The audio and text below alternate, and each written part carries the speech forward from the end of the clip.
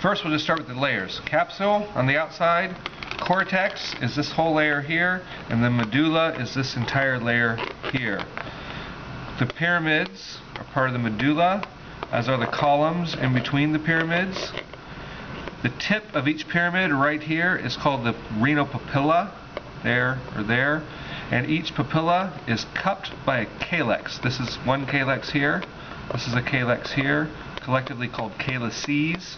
You have a calyx for every pyramid, and all the calyces then merge to form this renal pelvis, and the renal pelvis exits through this indention. The indention is called the hilum, and the tube that exits is the ureter, going to the bladder there. Then of course the renal artery, renal vein. In terms of your other arteries in here, let's see. Renal artery separates out, if I label one of these in the columns, these are the interlobar arteries.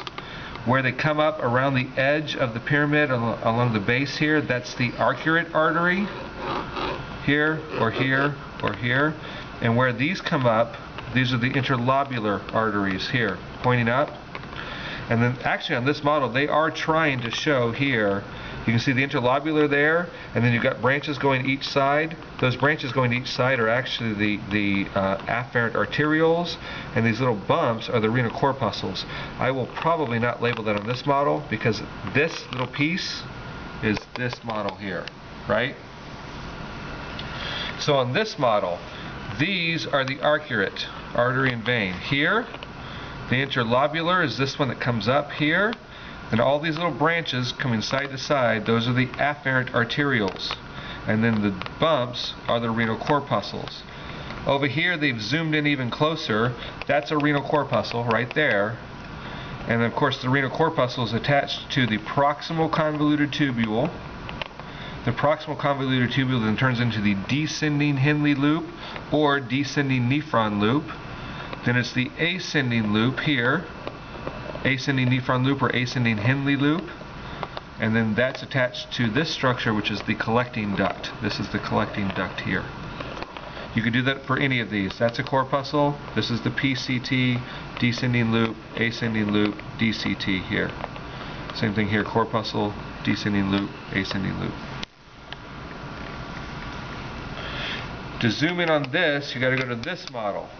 So this is the afferent arteriole here. This loop inside, this is the glomerulus. This whole thing collectively is the glomerulus. These vessels, of course, are covered by these cells called podocytes. That's these little guys here. The capsule around the whole thing here, that's the Bowman capsule. And this tube that comes out of the Bowman capsule, it's been cut off, but that's the proximal convoluted tubule, the PCT. And I just realized that I completely forgot to tell you guys something in class today. That's the juxtaglomerular apparatus. I should probably mention that next week if one of you guys will remind me. Can you say that again? The juxtaglomerular apparatus is that structure right there. I would like to put that on the test, so I need to tell you guys next week. That funky looking word? Yes, this thing right there. So I think that's all the terms.